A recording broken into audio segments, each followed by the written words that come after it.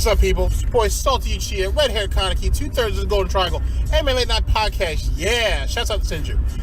Here to do Dragon Ball Super episodes 108, 109, and 110 because we're recording this on Thursday, the 29th. Yeah, we're late, I know. Or the 28th, sorry. But, so this week there is no Dragon Ball Super, but next week there is. It'll be a 1 hour special, which is really just 109 and 110 in one episode, and all in one episode. So, yeah. So, what do you want to see, I guess, next week? So we get Jiren versus Goku, or Jiren finally stepping in. For the Ribrianne fight, yeah. Yeah. Which is something we didn't mention. So is he gonna knock out Ribrianne, or we don't know. Are they gonna? Speaking of which, for some of you guys who saw the review and they're like, yeah, you guys didn't talk about Goku and Ribrianne. Kaneki here doesn't like Ribrianne, so I just left it out on purpose. I mean, we also did mention that Toppo was just punching. I don't want to talk about that, sir. I don't want to talk about that, sir. No. I don't. And then he dap on them. I don't. You see the way Toppo dap on Kappa? It's like, ah. All right, I'm going to do it because my salt level is rising now. Okay, first off, how is it that you're going to have less than 10 seconds of just Kappa just getting sideswiped by Toppo and then get dabbed on? And then the Captain Ginyu pros and that was it. What the fuck was that? Like, don't be wrong. Kappa cannot hang with Toppo, especially if you guys are reading the manga and knowing that Toppo is actually a candidate for God's Destruction. But like, dude, you're gonna just have my man get knocked out real fast and then have Toppo be like, damn, and then just be out? No, fuck that bullshit. Fuck that bullshit. I said it. That was garbage. That was so garbage. You didn't even have any lead up or anything, man. Yeah, bro. Maybe he'll get a lead up next week. Maybe, but I don't know. And Ribrianne and Goku, I will say that Love Cannon was kind of dope. And the Love Machine Gun was kind of funny. And the fact that the God of Destruction, the Fox, he seems pretty impressed with her abilities and Universe 2 in general. Is he impressed with her? Or is Dick impressed with her? Wow.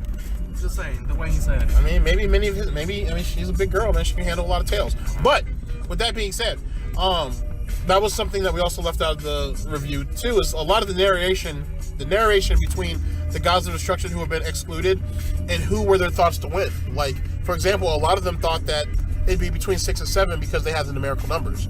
But Universe 2 and Universe 11 are some real shit. No one said nothing about Universe 4, 3 or 4 at all. And they were like, nah, them guys are gone. Yeah. Ain't worried about them. Well, speaking of which, about Universe 4, we find out that one of the mysterious fighters, what is his name?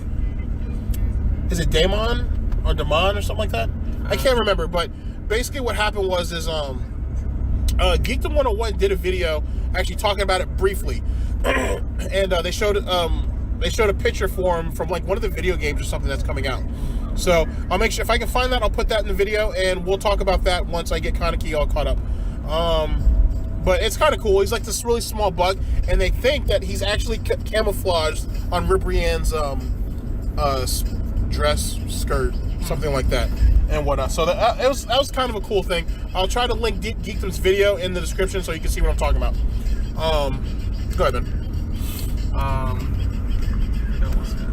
Oh, well, here, let me keep going because I was actually the one who was talking. Like I said, so the fact that Universe 3 and 4 got pretty much shitted on and no God of Destruction said nothing about them was pretty hilarious. Which it is what it is. Speaking of which, let's talk about Jiren for just a second. So, as we all know, especially if you guys read the manga, that Toppo was a former candidate for God of Destruction and he turned it down. Now, we don't know exactly why. No, Toppo didn't turn it down. Yeah, it did. No, it didn't. Yeah, it did. In chapter 28. No.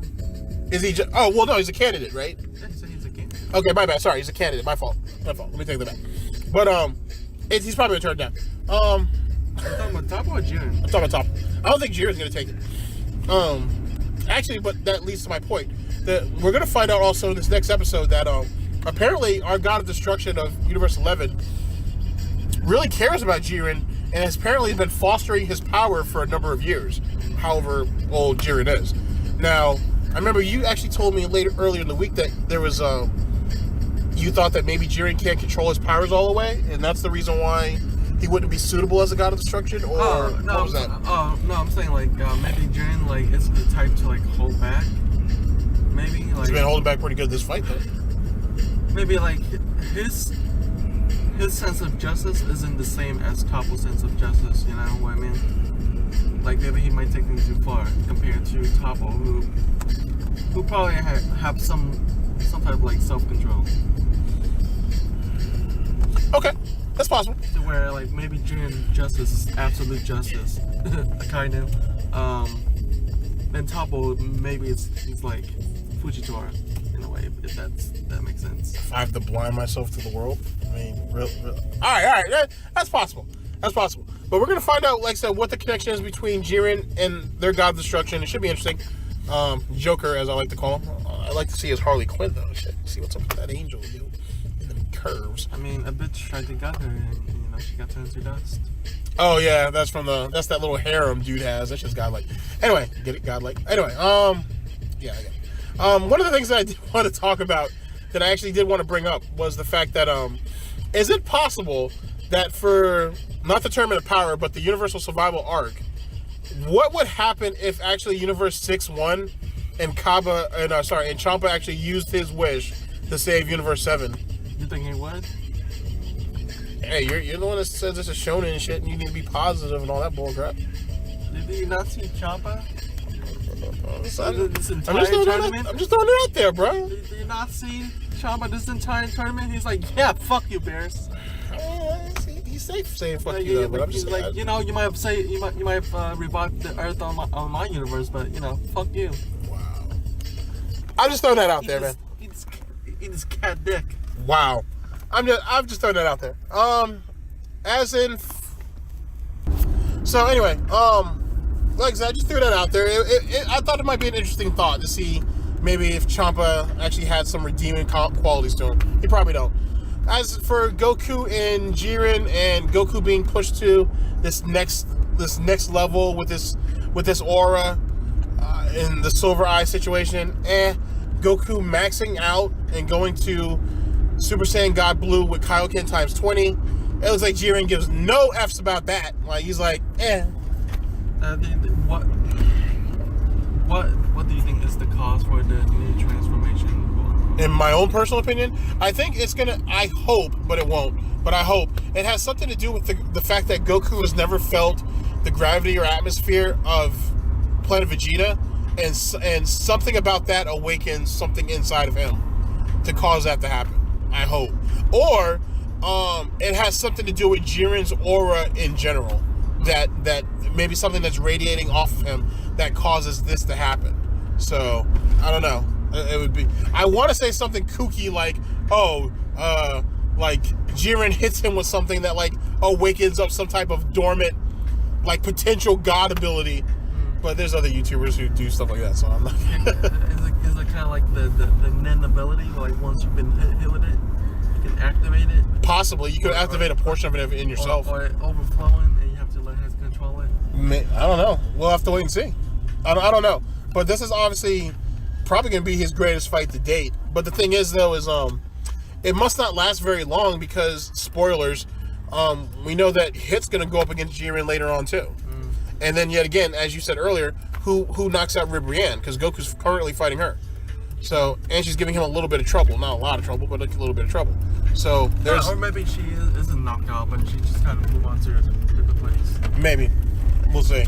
So, there you go on that. What are your thoughts on that fight? What do you expect to come out of it? Like, to be honest, like, I don't know.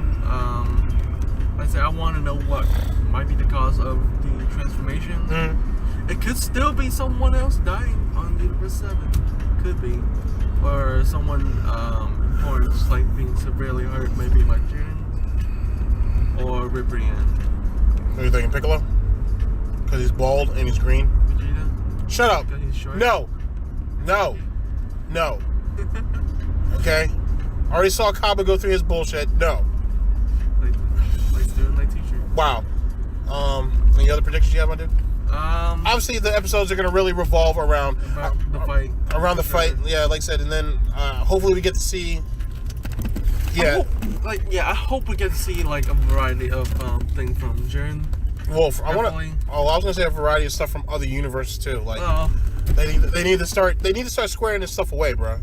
3 and 4. I mean, I guess 3 still have most of their numbers. Most of them, yeah. But we don't really know what they're capable of.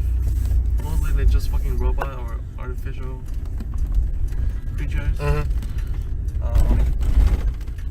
And I feel like we still haven't seen their best fighter yet, to be honest. I don't believe that fucking blue jizz thing is their best fighter. Jesus Christ, dude. Why you gotta say it like that, though? Yeah. Damn, bro. That's what it is. I guess, but you don't have to say it like that, though. Shit. But yeah. I definitely want to see maybe the two unseen fighter of Universe 4. And hopefully they introduce the two Namekians after that also. Yeah. Anything else though? No. That's pretty much what it's going to be over 109 and 110. So if it seems kind of short, this kind of is what it is. We touch back on 108. I mean, like I said, I'm mad salty about the Kaba bullshit, but it is what it is. And yeah, that's pretty much it. All right, guys. So next video, it's gonna be super short though. We're gonna talk about, well, I'll talk about because Kaneki's already read it, about Dragon Ball Fighter Z and an aspect, if not what is the overall story for Dragon Ball Fighter Z, the video game. All right, guys. So we'll see you for that. Salty Uchiha, Red Hair Kaneki. Holla at y'all later. Everybody like my podcast.